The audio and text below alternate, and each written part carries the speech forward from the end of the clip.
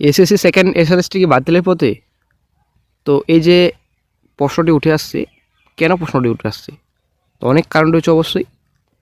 তো SSC second এসএসটির ভবিষ্যৎ কী?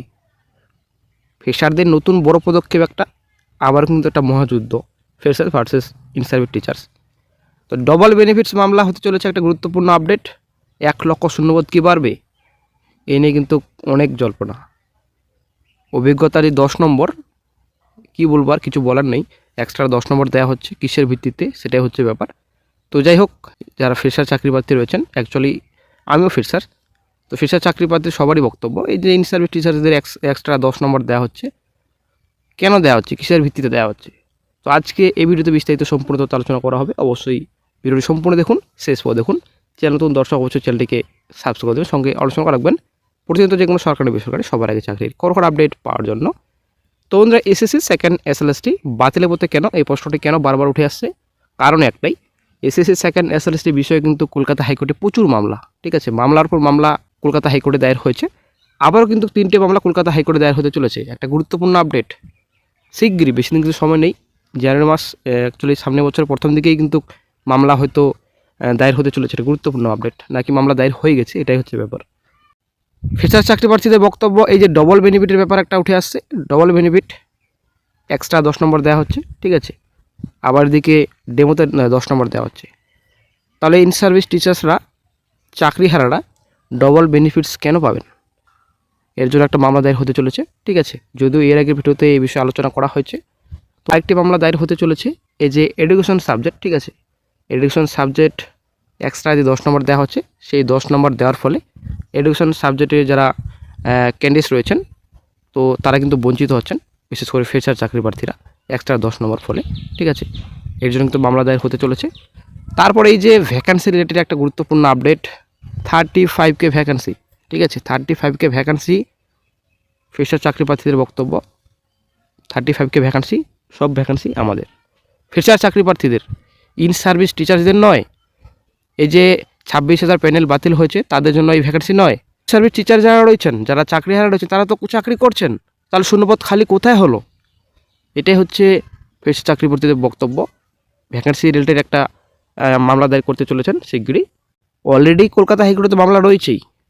এই যে ফ্রেশার চাকরি প্রার্থীরা মামলা করেছেন, অভিজ্ঞতার যে 10 নম্বর দেওয়া হচ্ছে, এর জন্য মামলা দায়ের করেছেন, অভিজ্ঞতার 10 নম্বর যেন বাতিল হয়, ঠিক আছে, একান্তই যদি 10 নম্বর দেওয়া হয়, যেন ইন্টারভিউ পরে যেন দেওয়া হয়, ঠিক আছে। এখানে অনেক ব্যাপার রয়েছে। ইন্টারভিউ পরে যদি এখন বর্তমানে যদি অ্যাড করা হয়, অ্যাকচুয়ালি সিঙ্গেল বেঞ্চ থেকে যদি রায় দেওয়া হয় যে ইন্টারভিউ পরে অ্যাড করা হবে, তাহলে কিন্তু বিশাল বড় একটা ঝামেলা ফেসে যাবে পর্ষদ, কমিশন, ঠিক আছে, অ্যাকচুয়ালি কমিশন ফেসে যাবে। তো 10 নম্বর বাতিল হলেও ফেসে যাবে। যদি অ্যাকচুয়ালি কমিশনের বিরুদ্ধে যদি রায় আসে, তাহলে কিন্তু অবশ্যই এখানে বিশাল বড় ঝামেলা ফেসে যাবে কমিশন, রাজ্য সরকার। তো কি হবে সেটাই হচ্ছে ব্যাপার। তার জন্য কিন্তু এই প্রশ্নটি উঠে আসছে, এই প্যানেল কি বাতিলের পথে, ঠিক আছে, একটা ওদিক গেলেই কিন্তু প্যানেল কিন্তু বাতিলের পথে, ঠিক আছে। এখানে অনেক ব্যাপার রয়েছে, নতুন করে লিস্ট তৈরি করা, নতুন করে রুলস তৈরি করা, রুলস অনেক কারেকশন ব্যাপার রয়েছে, অনেক ব্যাপার রয়েছে, ঠিক আছে। তো ব্যাপারটা হচ্ছে এরকম হয়তো হবে না, তবে আশা করি একটা ভালো একটা সিদ্ধান্তে পৌঁছাবে কোর্ট। তবে এই সিঙ্গেল বেঞ্চ থেকে ডিভিশন বেঞ্চে থাকবে না, অবশ্যই মামলা কিন্তু সুপ্রিমে যাবে, এই হচ্ছে ব্যাপার। তো এই অনেক ব্যাপার রয়েছে, তবে সুপ্রিম কোর্ট চায় না যে এই যে রিকোয়ারমেন্ট রয়েছে, রিকোয়ারমেন্ট প্রসেস তাড়াতাড়ি যেন কমপ্লিট হয়, এবং এই প্রসেস যেন কোনো রকম বাধা না আসে। সুপ্রিম কোর্ট কিন্তু চায় এই প্রসেস যেন কোনো রকম বাধা না আসে, ঠিক আছে। তো এই যে মামলা রয়েছে, মামলার পর মামলা কলকাতা হাইকোর্টে দায়ের হয়েছে, তো এই মামলা কি অনেকটাই কি বাধা সৃষ্টি করছে? এই বিষয়ে সুপ্রিম কোর্টের কী রায়, কী বক্তব্য, সেটাই কিন্তু দেখার বিষয় ফিউচারে। ফ্রেশার চাকরি প্রার্থীরা নতুন একটা বড় পদক্ষেপ, আগামী 5/1/26, ঠিক আছে, একটা গুরুত্বপূর্ণ আপডেট, বিশাল বড় আন্দোলন, ঠিক আছে, বিশাল বড় আন্দোলন করতে চলেছেন ফ্রেশার চাকরি প্রার্থীরা। যদিও এখনও পর্যন্ত নির্দিষ্ট জায়গা ঠিক হয়নি, প্লেস ঠিক হয়নি, কোথা থেকে কোথায় পর্যন্ত আন্দোলন করবেন ফ্রেশার চাকরি প্রার্থীরা। তো হয়তো শিগগিরই আজকালের মধ্যেই একটা আপডেট দেওয়া হবে, তো নির্দিষ্ট একটা স্থান, ঠিক আছে। তো শুরু কোথা থেকে করবেন ফ্রেশার চাকরি প্রার্থীরা, তো শিগগিরই হয়তো এই বিষয়ে আপডেট পাওয়া যাবে। তো আগামী 5/1/26, ঠিক আছে, 5/1/26 আন্দোলন করা হবে ফ্রেশার চাকরি প্রার্থীদের তরফ থেকে। 3টে পয়েন্ট শুধুমাত্র থাকবে, 1 লক্ষ শূন্যপদ বাড়াতে হবে, এক্সট্রা 10 নম্বর যে রয়েছে, এখানে ফ্রেশার চাকরি প্রার্থীরা বঞ্চিত হচ্ছেন, এক্সট্রা 10 নম্বর বাতিল করতে হবে, ঠিক আছে। এবং এদিকে এই যে 2025 সালের OMR sheet, second SLST OMR sheet, তো সব ওএমআর সিট জনসমক্ষে আনতে হবে, ঠিক আছে। অ্যাকচুয়ালি ওএমআর সিট প্রকাশ করতে হবে কমিশনকে, অফিসিয়াল সাইটে প্রকাশিত করতে হবে। তো এই 3টি দাবি বিশেষ করে কিন্তু রাখছেন ফ্রেশার চাকরি প্রার্থীরা। তো দেখা যাক কি গুরুত্বপূর্ণ আপডেট ফিউচারে পাওয়া যায়। তো এর আগেও তো অনেকবার আন্দোলন করা হয়েছিল, কোনো কিছুই কিন্তু হয়নি। তো আবারও কিন্তু আগামী 5/1/26 তারিখে আন্দোলন করা হবে, একটা বড় আন্দোলন করা হবে।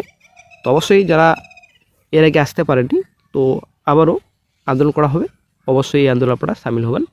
তো সিঙ্গেল বেঞ্চের রায়কে চ্যালেঞ্জ করে কিন্তু সুপ্রিমে দ্বারস্থ হচ্ছেন কমিশন, একটা গুরুত্বপূর্ণ আপডেট। তো এদিকে কিন্তু সেকেন্ড এসএলএসটির অনেক ব্যাপার রয়েছে। এদিকে আপনাদের নবম দশমের ডকুমেন্ট ভেরিফিকেশন পিছিয়ে যাচ্ছে, ঠিক আছে। তারপর এদিকে আপনাদের ইন্টারভিউ রয়েছে, ফাইনাল প্যানেল রয়েছে, ফাইনাল প্যানেল একাদশ দ্বাদশের পিছিয়ে যাচ্ছে। তারপর এদিকে একটা আপনাদের যে হাইকোর্টের যে রায় ছিল সিঙ্গেল বেঞ্চের রায়, সেই সিঙ্গেল বেঞ্চের রায়কে চ্যালেঞ্জ করা হচ্ছে। 2016 সালে ওয়েটিং লিস্টে থাকা প্রার্থীদের ইন্টারভিউ ও লেকচার ডেমোশনের সুযোগ দেওয়া এবং 2 স্বচ্ছতার স্বার্থে গোটা প্রক্রিয়া ভিডিওগ্রাফি করা। মামলাকারীদের যুক্তি ছিল এই দুর্নীতি দায়ে অভিযুক্ত প্যানেল প্রার্থীরা যদি বয়সের ছাড়ের সুবিধা পান তবে নারাজ। তো এই মামলা কিন্তু নিয়ে গেছে সুপ্রিমে। বর্তমানে থাকা চাকরি প্রার্থীদের জন্য একটা বড় সুযোগ ছিল। এই বিষয়ে কিন্তু সিঙ্গেল বেঞ্চের একটা নির্দেশ ছিল, ভালো নির্দেশ ছিল। তো সেই নির্দেশকে চ্যালেঞ্জ করে কিন্তু সুপ্রিমে দ্বারস্থ হচ্ছেন কমিশন।